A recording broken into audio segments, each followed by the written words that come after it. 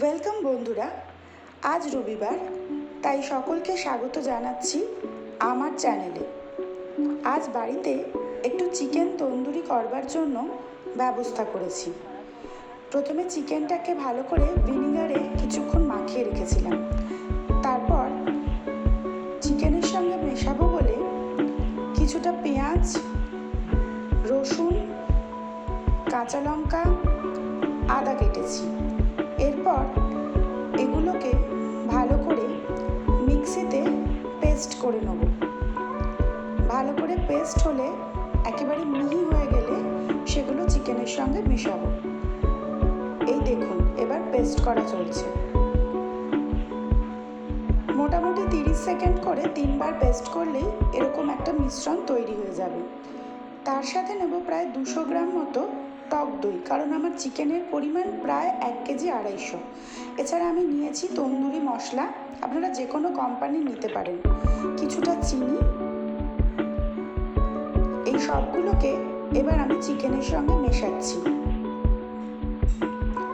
টক দই একটু বেশি পরিমাণে নিলে চিকেন খুব ভালো সফট হয়ে যাবে। তার সঙ্গে পরিমাণ মতো নুন নেব আমাদের স্বাদ অনুযায়ী।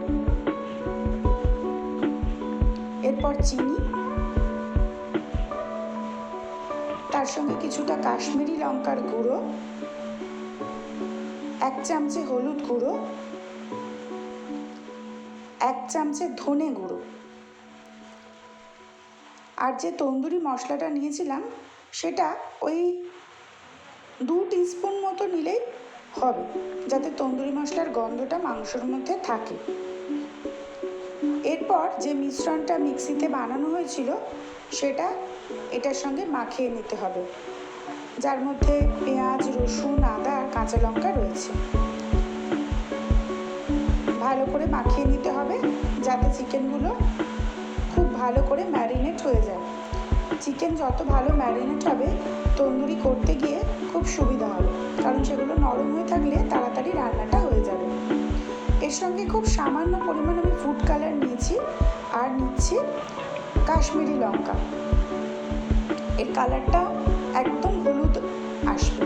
এরপর আমি একটু শাহি গরম মশলা মিশিয়ে নিলাম, এতে গন্ধটা খুব ভালো আসে। সব কিছু ভালো করে মাখানো হয়ে গেলে চিকেনটাকে মোটামুটি 2 থেকে 3 ঘন্টা রেস্ট দিতে হবে। তারপর একটা পাত্রে কিছুটা বাটার আর কিছুটা সাদা তেল মাখিয়ে নিতে হবে।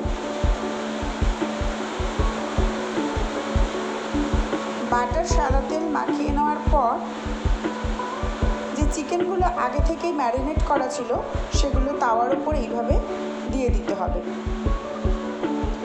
খুব ভালো করে লো ফ্লেমে একটা পিঠ ভাজতে হবে।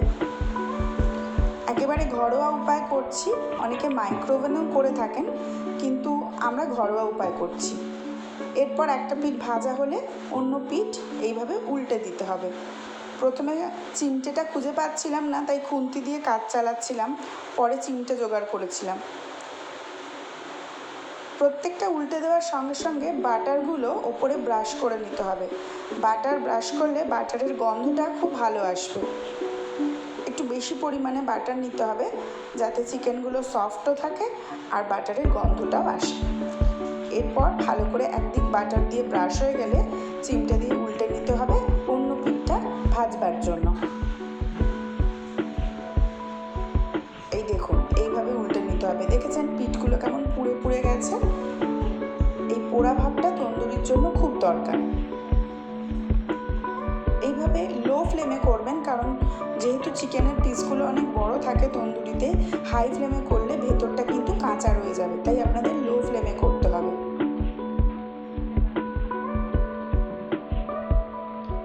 এইভাবে উল্টে নেবেন। এরপর চিকেনগুলো ভাজা হয়ে গেলে তুলে রাখবেন।